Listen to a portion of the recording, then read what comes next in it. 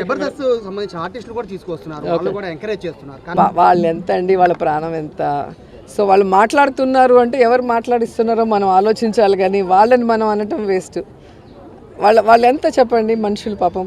వాళ్ళు ఏదో చిన్న చిన్న షోస్ చేసుకొని చిన్న చిన్న క్యారెక్టర్స్ చేసుకుంటే వాళ్ళు.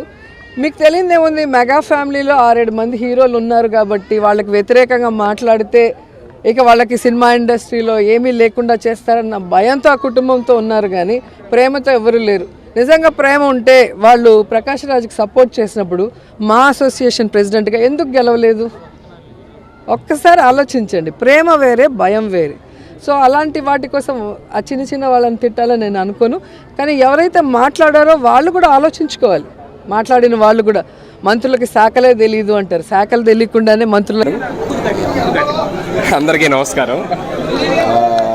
ఇది ప్రచారానికి నిన్న వచ్చామండి.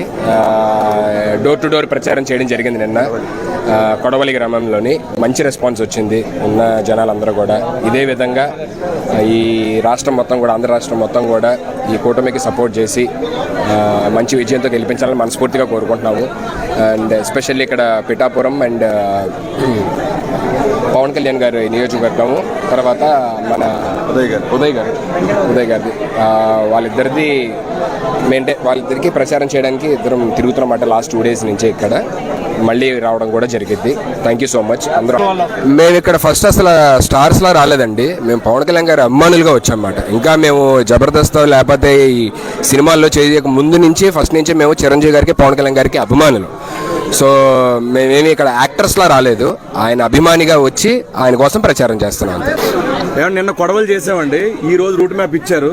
సో వైష్ణవ్ గారితో మేమిద్దరం కలిసి వెళ్ళబోతున్నాం. కొన్ని గ్రామాలని, దాదాపుగా ఒక 17 గ్రామాలు ఉన్నాయండి. ఆ గ్రామాలు మొత్తం కవర్ చేయబోతున్నామండి. ఉప్పాడ పరిసర ప్రాంతాల్లో ఉన్న గ్రామాలన్నీ కూడా. సో మీరు అడిగినట్టు ఆల్రెడీ విజయం ఖాయమైనట్టేనండి. పిఠాపురం గ్రామ ప్రజలందరూ, పిఠాపురం చుట్టుపక్కల ఉన్న గ్రామాలందరూ కూడా చెప్తున్నారు. పిఠాపురం పట్టణం కూడా, పట్టణం యొక్క ప్రజలు కూడా చెప్తున్నారు. సో ఇప్పుడు మెజారిటీ నుంచి లెక్క పెడుతున్నారండి. ఇప్పుడు మెజారిటీ ఎంత వస్తుందనే స్టేట్ మొత్తం డిస్కస్ చేస్తున్నారు. సో ఆల్మోస్ట్ 1 lakh ప్లస్ వస్తుందని చెప్పి చాలా మంది చెప్తున్నారు. సో మేము కూడా ఆశిస్తున్నాం బంపర్ మెజారిటీతో పవన్ కళ్యాణ్ గారు గెలవాలండి.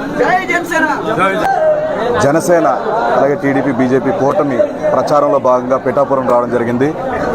సో పిఠాపురంలో ఆధ్యాత్మిక స్థానమైనటువంటి దత్తాత్రేయ దేవాలయానికి ఆయన దర్శనం గాను మేమిద్దరం ఇక్కడ రావడం జరిగింది. దర్శనం చేసుకున్నాం. ఇద్దరం బాగుండాలి, అలాగే జనసేన బాగుండాలి, జనసేన గెలవాలని, కూటమి గెలవాలని కోరుకున్నాం. చాలా సంతోషంగా ఉంది.